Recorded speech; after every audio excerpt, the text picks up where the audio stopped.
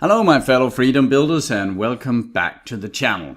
Here is yet another video about the German company Wirecard and the entire scandal around it. I also made a video about it yesterday and I've gotten a lot of comments about that video, and I would just take some of them up here. But the main topic of today is actually to look at the concept of short selling, because that is a topic that often comes up and people have very divided opinions about it. Some think it's very good, somebody thinks it's extremely bad, and today I'll have a look at what it is and how it might have helped many investors in the Wirecard fraud scandal here. First of all, if you're not familiar with the case, if you have some involvement in the financial world, I suspect that you know of the case.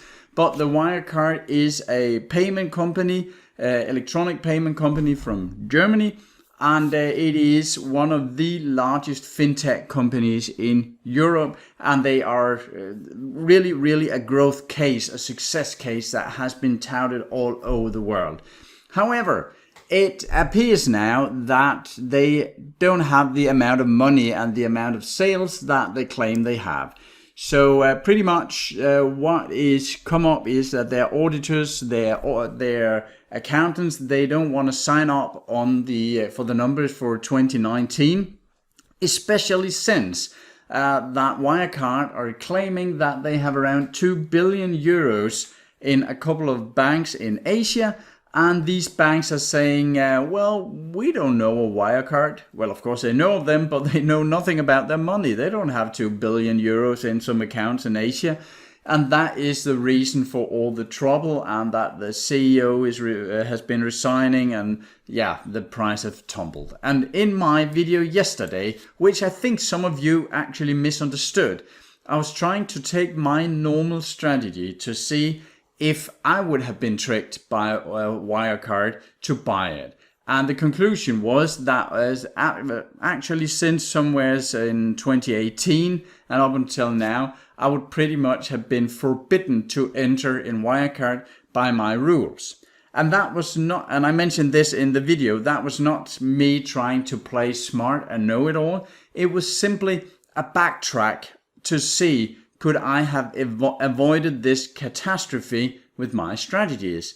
Pretty much the same as in a car wreck or a plane wreck, where we are getting some forensics out, looking at it and saying, what can we learn from this? Could we have avoided this with different techniques and so on? That was what I was trying to do yesterday. But oh my, I could hear in the comments and people writing to me that that was completely garbage, because I was just trying to play smart, and I'm pretty sure these people commenting only listen to about 10 seconds of the video, but I think that is how it goes. But today we are using Wirecard as a case as to see if short selling is good or bad. When we're looking at what Wirecard, the entire catastrophe here, we can see that Moodys have downgraded the Wirecard to junk. They have just recently done that, meaning that if you are an analyst and you are analyzing Wirecard, many analysts are looking at how are they graded by the big institutions, by big credit rating institutions. And up until just recently, you would have gotten a perfect picture when looking at or at least almost perfect picture. They have been downgraded before actually, but they had okay ratings. But now I think it was 6 rating levels that Moody just downgraded them. And that would of course have been a shock to the analyst that simply just used this. And I mentioned this yesterday, that when I use technical analysis, when I look at charts, I often get criticized, or technical analysis get criticized, because that is only looking backwards, and it is like driving a car only looking in the rearview mirror. And yes, I have heard all the metaphors, but all analyzing is actually looking in the rearview mirror, because we can see here that the fundamental analysis is also looking backwards.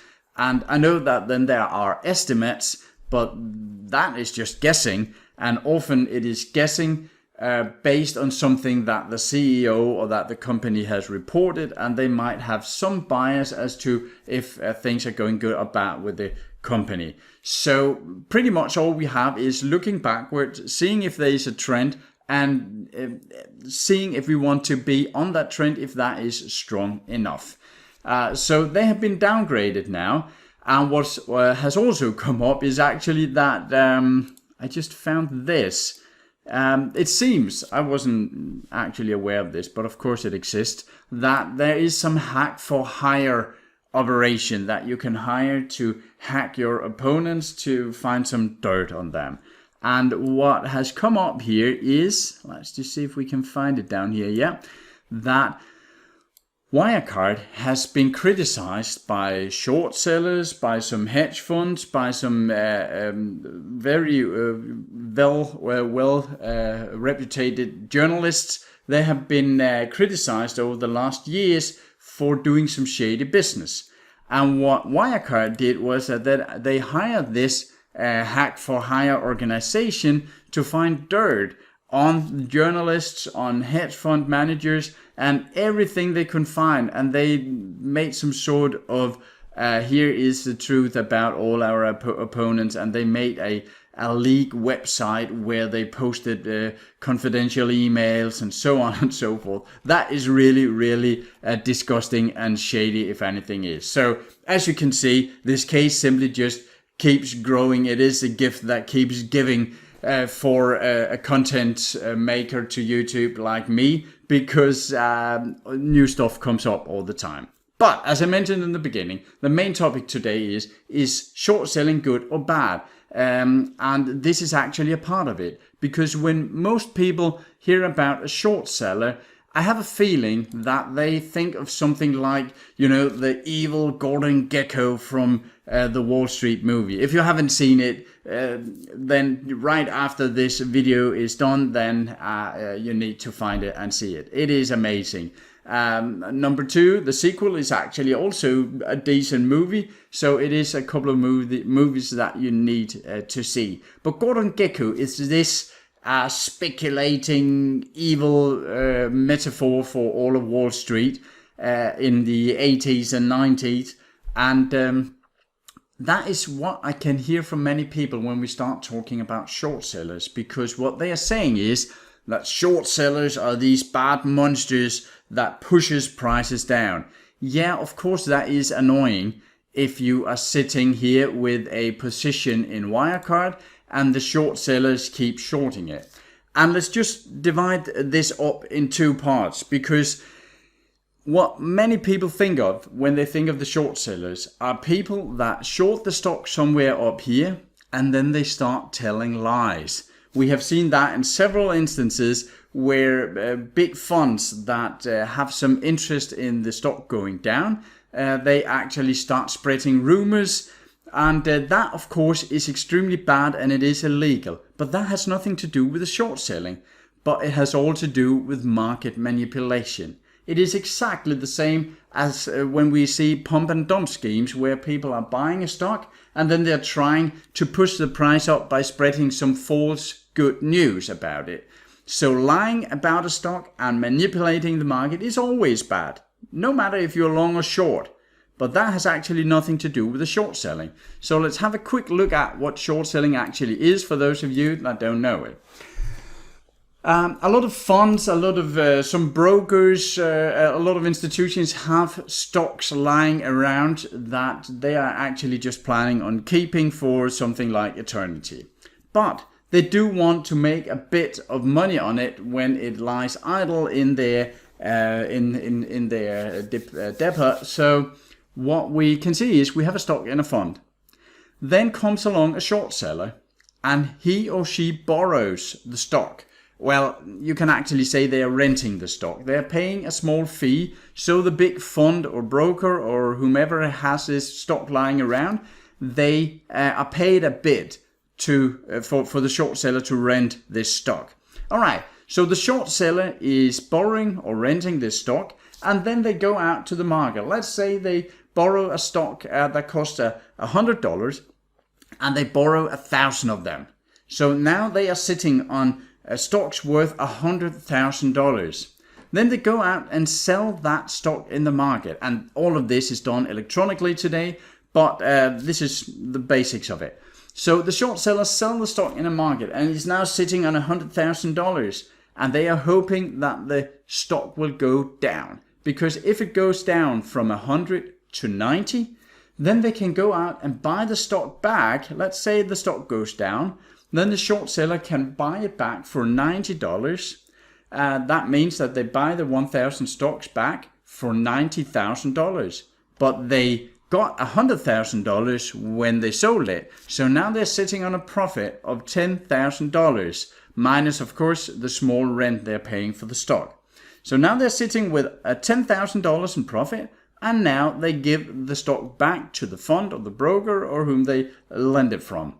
So that is how short selling is actually working. You're borrowing a stock from somebody who has it, don't want to sell it, but want to make a bit of an extra profit on it. And then you sell it into the market. If the prices go down, you can buy it back cheaper than you sold it to and deliver the stock back to the fund with a profit. Of course, the stock can also go up. And then you have to buy it back more expensively, meaning that you're taking a loss. And that is the two sides of short selling. So short selling is actually exactly the same as buying a stock, hoping it will go up. Here you're just selling a stock, hoping it will go down. And sometimes, and I can just give you an example here. Sometimes we see something called a short squeeze. And here we have Tesla, and that is an excellent example here, because a lot of short sellers were active down here, selling the stock down from 370 and all the way down to, it was pretty much cut in half. And that was, of course, because there was a lot of problems in their productions, in the manufacturing of cars and so on. But all of a sudden, good news started to come out, and the stock started to go up. And now the short sellers they were in a lot of pain here, because now they were losing money. They had been shorting the stock all the way down, and now it started to go up, and it went up quickly. As you can see here, it went up just over a matter of weeks. It went up 100%. And a part of this quick rise was simply because there were so many short sellers out there that had borrowed stock and sold it in the market and had planned for it to go down. But all of a sudden, good news were coming out, and the stock went up. And all of a sudden, these short sellers had to buy back stocks from the stock market, so they were not losing too much. And that is actually, when you are criticizing short sellers, they are often criticized because they are a part of the stock going down here. Elon Musk was out criticizing the short sellers here. Of course he was. And they are criticized for bringing the stock down in price. But all of a sudden, they were actually in the other position. The short sellers that had to cover the short positions were the one that helped pushing the stock up, and all of the speculators got on their radar, and they start buying, and then the hurt were even worse to the short sellers. And then it can really get into a parabolic move like this. And this was not just because people were buying, believing in the future of Tesla. This was just as much the short sellers that had to buy back the stocks at a more and more expensive price, and they were desperate to get hold of this stock. And the one that had it to be long in the stock, they were not too eager to sell. So the short sellers were pressing the price up. And this is what happens, has happened a ton of times. So funny enough, when you are long a stock, you think it's perfectly fine for the short sellers to get squeezed because that presses the price up. You're not quite as content with the short sellers when they are pushing the price down. But it is two sides of the same coin here. So a short squeeze is what this looks like. Now, back to the question I asked in the beginning. Is short selling, is it good or is it bad? Well, if you ask me, and this is just my opinion, and there are all sorts of different opinions of this, and you're free to put your opinion in the comment section below here. But in my opinion, if we are looking at Wirecard again, let's just find that one. Wirecard here. Today we'll just take the German version of it here. In my opinion, it is great that we have short selling, because what we can see is that up around here, in the end of 2018 and the beginning of 2019, a lot of short sellers and journalists and all sorts of people around. There was also a whistleblower coming out somewhere in 2019 saying, hey, there's something completely wrong here. The sales we are reporting are not the true sales. They're not the true numbers. But what happened was that most investors believed what the CEO was saying, and yeah, well, we're just a fast-growing company, and sometimes it gets a bit too quick, but we're a good and solid company. And we had journalists, very thorough hedge funds going short the Wirecard, coming out saying the numbers simply don't add up. There's something wrong here. And they were short selling the stock, and they had been doing that all the way in the beginning of 18 and all through 2019, and also here in the first half of 2020. And they are actually the ones that have been keeping the price down. You could say that this is still a high price, at least compared to the 15, 16 price tag right now. But imagine if they had not been there, if all investors were only allowed to go long, and the only information we had was pretty much from the CEO, then the price could be 500 or 1,000. But because we had short sellers that borrowed stocks and went out selling them in the market and saying this can simply only go wrong, we actually kept the price tag down, meaning that the dumb money, that is you and me, and as I usually say, it's not because I'm calling you dumb, it's simply because you and I are not as informed as a big hedge fund or the very thorough journalist that spends months and months digging into a company and the numbers. So we are uninformed, meaning we are the dumb money.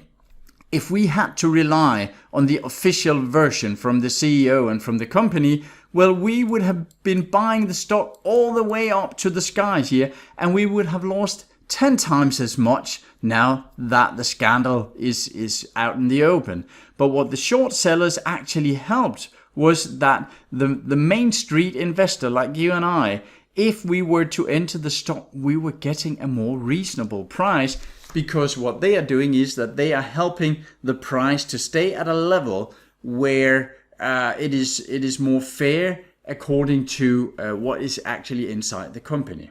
Then, of course, as I said at the beginning, if some of these short sellers are spreading rumors or are spreading lies about the company simply to push the price down, then there should be jail, in my opinion. But that has nothing to do with the functions and the mechanics of the short selling. That has simply to do with ethics, and that it is illegal and immoral to manipulate markets for your own profit and gains.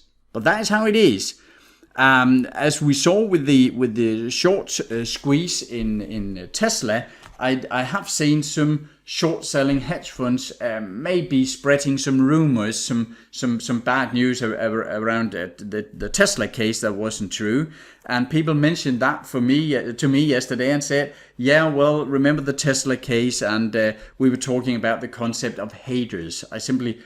I hate when I'm called a hater simply for making an analysis of a company and saying the numbers don't add up. You should have seen the comment section when I made the Nikola video the other day. People went completely ballistic and called me a hater. And no, I'm not a hater. I simply just made an analysis.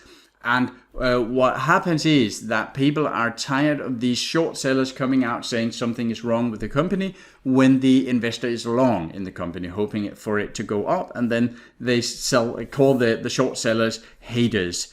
But you could look at it at the other way around as well, because Elon Musk was out telling absolutely untrue stories about some funding he had from Saudi Arabia and something, and that was simply to manipulate the price up. So there are two sides of these coins, and the mechanics of the short selling is very important to the market, if you ask me. I saw that if you remember in 2008 many countries were putting a short selling ban on several sectors. For instance, the the banking sector. The EU did it, and I'm pretty sure also that United States did it. They simply said that we are canceling the option of going short these stocks because we cannot having them fall any further. That will destroy the economy. And I just saw the former, I think it was the former chief of the SEC in the United States coming out now saying that he actually regretted banning short selling, because of course it was a nice solution right here, right now, because the banking stocks were not dropping anymore. But as he said, it had a long row of negative effects so he was actually regretting now that they had taken this step to ban short selling.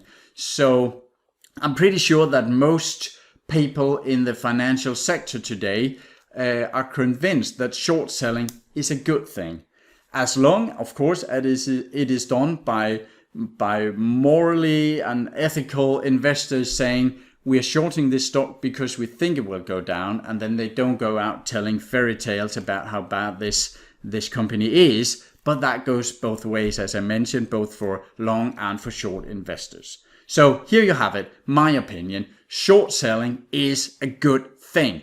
It helps keep the price of the rotten apples down.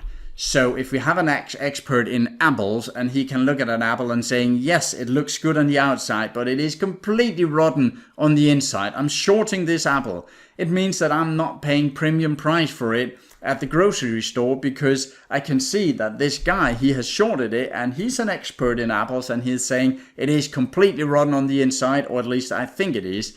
Then I'm saying, okay, I might buy this apple, but I'm getting it at a 75% discount because that this guy has been shorting the apple. I hope the metaphor works for you. But that is kind of how I see it. And you are welcome to disagree with me. And you're welcome to write that in the comment section, as long as you write it in a constructive manner so we can have a good discussion and dialogue about it. That's all for now. That was a bit more about Wirecard, a lot about short selling. As I said, my opinion is that it is very good we have short selling. All right, let me hear what you think in the comment section. I won't tire you any more today. Take care of yourself and your money out there, and remember to subscribe to the channel if you haven't done that already. Thank you for now. Talk to you again soon. Bye for now.